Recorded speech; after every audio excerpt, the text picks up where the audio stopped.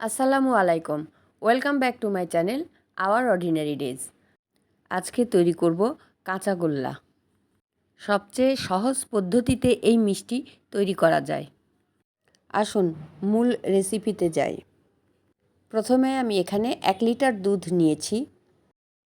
এই দুধ আমি ভালোভাবে জাল করে নেব। এই দুধে বলক আসার সাথে সাথে আমরা এর মধ্যে 1 টেবিল চামচ ভিনেগার দিয়ে দেব। চুলাটা অফ করে দিব। ভিনেগার দেওয়ার পরে আমি ভালোভাবে নাড়া দিয়ে দেব।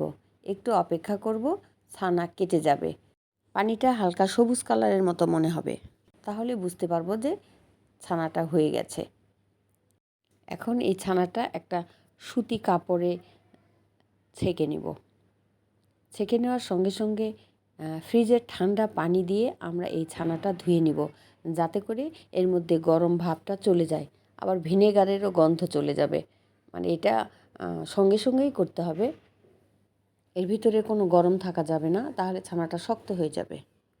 ছানাটা চেপে চেপে পানি ঝরিয়ে নিব। পানি ঝরানো হয়ে গেছে। এখানে 1 লিটার দুধ ছিল, কিন্তু সেখান থেকে অল্প পরিমাণে দুধ আমি অন্য কাজে ব্যবহার করেছি। এই জন্য ছানার পরিমাণটা একটু কম হয়ে গেছে। এই ছানাটা আমি একটা প্লেটে নিলাম। তারপর পুরো ছানাটাকে 2 ভাগে ভাগ করে নিব। 1 ভাগ এখানে রেখে দেব আর 1 ভাগ উঠিয়ে রাখব। 1 ভাগ ছানার মধ্যে হাফ চা চামচের মতো আমি চিনি দিয়েছি। তারপরে সেটা ভালোভাবে হাত দিয়ে মেখে নিয়েছি। যেভাবে আমরা রসগোল্লা তৈরি করি ওইভাবে হাত দিয়ে ভালোভাবে মেখে নেব। এই কাঁচাগোল্লা খেতে কিন্তু খুবই মজা আর বানানো খুবই সহজ। সবাই এই মিষ্টিটা তৈরি করতে পারবে। মাখানো হয়ে গেছে। আমি এখন এই ছানা চুলায় একটা কড়াই দিয়েছি, তার মধ্যে আমি নিয়ে নেব। তারপরে একটা স্প্যাচুলা দিয়ে আমি চেপে চেপে একটু গরম করে নেব। এই সময় চুলার আঁচ মিডিয়ামে রেখে দেব। এর মধ্যে দিয়ে দিলাম 1/4 কাপ কনডেন্স মিল্ক। এখন সব কিছু আমি ভালোভাবে নাড়া দিয়ে দেব। এই সময় এটা লিকুইড হয়ে যাবে। তারপর আস্তে আস্তে একটু শক্ত হবে, একটু আঠালোর মতো হবে। একদম শক্ত হবে না, একটু নরম নরম থাকবে। 1 লিটার দুধের ছানাতে 8টা হইতে 9টা মিষ্টি হয় বড় সাইজের হলে। আর কেউ যদি 1.5 লিটার দুধ নেয় সেক্ষেত্রে 11টা মিষ্টি হতে পারে। যে পরিমাণ ছানাই হোক না কেন, এটা মিষ্টি কেউ সাইজ ছোট করতে পারে, কেউ বড়ও করতে পারে। এটা যার যার পছন্দ অনুযায়ী, ইচ্ছা অনুযায়ী হতে পারে। ছানাটা জাল করা হয়ে গেছে, আমি এখন উঠিয়ে নেব। এই সময় ছানাটা নরম থাকবে। তারপরে ছানাটা আমি একটু ঠান্ডা করে নেব কুসুম গরম অবস্থায়। তারপরে আমি অন্য ছানার সঙ্গে একসঙ্গে মেখে নেব।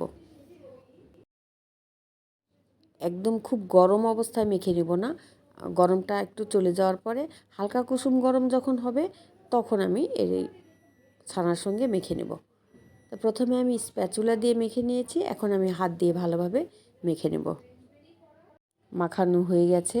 এখন আমি সমান ভাগে ভাগ করার জন্য এইভাবে ঘুরিয়ে একটু লম্বা করে নিচ্ছি। এখন একটা ছুরি দিয়ে আমি কেটে নিচ্ছি। কেউ চাইলে এখানে 4টা মিষ্টিও বানাতে পারেন, কেউ চাইলে 8টা মিষ্টিও তৈরি করতে পারেন। ওই যে আমি বললাম 1 লিটার দুধ থেকে আমি একটু দুধ অন্য কাজে ব্যবহার করেছি, এই জন্য আমারটা ছানা একটু কম হয়ে গেছে। এখন হাতে ঘুরিয়ে ঘুরিয়ে আমি গোল করে মিষ্টি তৈরি করে নেব। একইভাবে আমি সব মিষ্টিগুলি তৈরি করে নেব। এরপর এই মিষ্টিগুলো আমি গুঁড়া দুধের মধ্যে ভালোভাবে কোট করে নেব। একটা প্লেটে আমি গুঁড়া দুধ নিয়েছি, তার মধ্যে মিষ্টিগুলো আমি এইভাবে গড়িয়ে গড়িয়ে, যাতে গুঁড়া দুধ সব দিকে ভরে, এইভাবে কোট করে নিলাম। সব মিষ্টিগুলোই আমি গুঁড়া দুধ দিয়ে এইভাবে কোট করে নিব। কেউ চাইলে মাওয়া দিয়েও এইভাবে কোট করতে পারেন। আপনারা যারা ছানার কাঁচাগোল্লা পছন্দ করেন তারা এইভাবে তৈরি করে খেয়ে দেখবেন, ভালো লাগবে।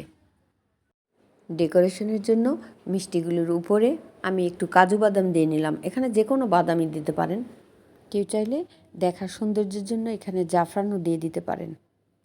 ভিউয়ার্স, তৈরি হয়ে গেছে খুবই মজাদার ছানার কাঁচাগোল্লা মিষ্টি। খুব সহজেই অল্প উপকরণে এই মিষ্টি তৈরি করা যায়।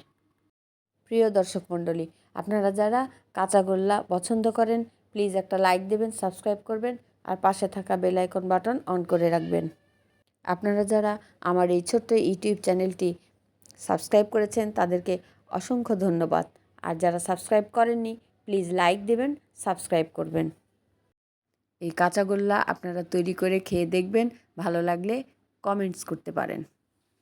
আমরা যে কোনো উৎসবে এই ধরনের মিষ্টিগুলো খুব সহজেই বাসায় তৈরি করতে পারি। তাহলে আর বেশি দাম দিয়ে বাইরে থেকে মিষ্টি কিনতে হবে না।